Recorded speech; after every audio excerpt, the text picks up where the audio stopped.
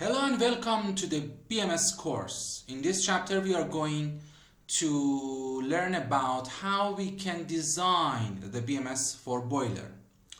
The level of this training is basic. By the way, my name is Amir. I'm a KNX tutor and BMS expert. I hope to be able to provide you the nice training. Okay, let's start. In this picture, you can see the schematic boiler diagram, and we want to learn what digital analog input output we need in BMS as a hardware side. For boiler, we should understand and we should get the data about the temperature of the inlet water and outlet water. Okay, so we need analog input from the BMS hardware side to understand about these temperatures, to make sure that the boiler is work in a proper way and the efficiencies is quite acceptable. Okay, so this temperature sensor will be immersion, for example, or strap on the pipe. The output can be passive as a resistive sensor or active with output 0 to 10 volt or 4 to 20 milliamp. The next data we needed is the pressure of the boiler. So for this we need a pressure sensor to transmit how much pressure is about boiler provided for us. So this information is also considered as an analog input from the BMS hardware side. The next data is about duct temperature sensors and to the reason is to understand how much is the temperature of the outlet gases in exhaust channel. Okay, so this is a specific temperature sensor which can tolerate the high temperature like 400 degrees, and this data is also considered as an analog input from the BMS hardware side. Also, we want to send the set point from the electrical panel of the boiler. So we need analog output from the BMS side to send the set point to the control panel of the boiler. And then the next one is we want to get the information about the latest status of the trip, if there is some error with the system or not. So the digital input will be needed. And also we need to know is the boiler is on or off, so the read status it will be needed. We want to be able to switch on and off boiler from the BMS, so we need digital output.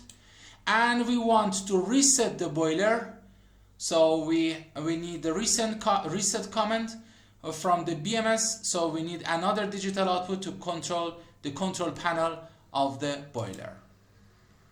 So in this slide we can see the immersion temperature sensor we use to understand and to get the signal of the inlet temperature and outlet temperature of the boiler. The important things, you should take care of the installation instruction and also about the wiring. For example, if we get the 0 to 10 volt data or signal, we need to provide the extra power supply like 24 volt DC to the temperature sensors and receive the adequate signal from the sensors in the BMS as an analog input.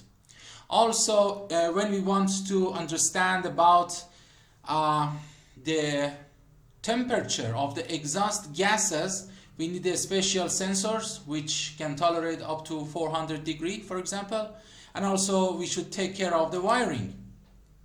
We need to provide 24 volt DC and get the temperature output, maybe as an passive mode as a resistive, or active mode as a 0 to 10 volt. It depends on the sensors that we are going to choose from the market. The next one is pressure transmitter, which provide us precise pressure. It provide us as an active. It will be 0 to 10 volts DC, or it will be 4 to 20 milliamp. Of course, we should provide the extra power supply for such a sensor, and it will be very precise to provide us the amount of pressure of the boiler. So the important thing is if we need these sensors to tolerate the high temperature, for example like 125 degree, so we shall use the pressure transmitter with heat sink, so we can order it as an extra part. So let's take a look of the sensors once again on the schematic of the boiler. So we need the special sensors to detect the temperature of the exhaust gases to make sure that the boiler is work properly. Then we need the temperature sensor for inlet and outlet to make sure about the efficiency of the boiler and working properly. Then we need the pressure transmitter to make sure about the required pressure that is provided inside of the boiler. And also we want to send and receive data to the electrical panel or the control center of the boiler. So here all these wiring will be connected to the hardware from the BMS side, which is included the primary controller input output. So according to the I/O that we derive from the one boiler, we need 4 analog input, 2 digital input, 1 analog output, 2 digital output. Okay, so according to that one we can choose the right hardware. For example, from the BACnet devices like here we can choose it like compact controller, which is include the primary controller plus I/O input output, or we can use the separate primary controller like automation server in Schneider and add card to I/O card to send and receive data. Always we should check with the data sheet. Also from the mechanic side we can choose the right controller from the Synco 900 Siemens, for example, so we can use the RMZ to control the boiler. Okay, so what is the principal working of the boiler? Okay, so first of all, to understand the HVAC systems, you should read about and study about the fundamental. You should know about the heat transfer, evaporation, melting, condensation, and so on to understand it much better. But boiler is consists of different concepts that I want to talk about it a bit in this training. So the boiler material can be a cast iron or steel or the hybrid one. The type maybe is a standalone or wall boiler or more, and the operating principle can be condensing boiler, low temperature and constant temperature boiler, and the exhaust systems can be different principle.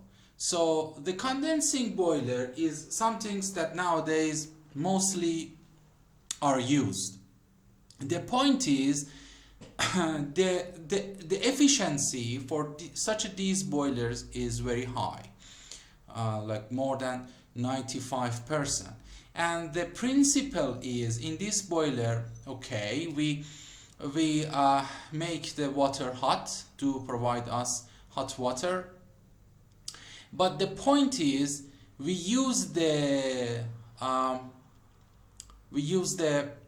heat in the exhaust gases to preheat the water at inlet of the system. So it will be increase the efficiency of the boiler, and this is something that we use it mostly today's.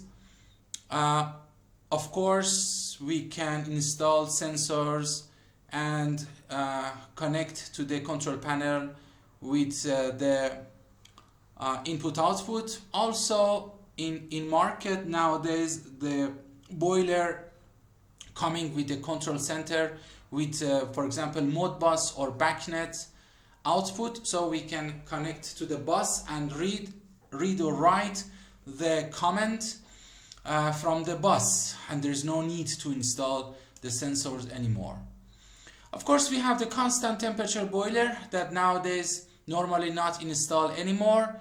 It is still seen in existing plants from the before. The particularity of this type is the operation with constantly high system temperature at 70 to 90 degree. This was meant to keep the water vapor of the exhaust gases from the condensing. This boiler has very high exhaust temperatures and great heat losses due to the constant heating. So the heat loss is too much, and we don't like it because we cannot save energy and we lost energy. As it constantly upholds the same water temperature, it can adjust the exhaust gas temperature to the outside temperature condition. The heat losses of this boiler amount is 20%. The rate of efficiency of this boiler is about 70%. Also about the low temperature boiler. They are not common and mostly used. No. The low temperature boiler is an advancement from the constant temperature boiler. It has a low system temperature and can adjust them flexibly. Its water temperature are in the range of 35 to 70 degree. Depending on the selected system temperature, condensing of exhausted gas can take place in the low temperature boiler. This is not intentionally so, unlike in a condensing boiler. So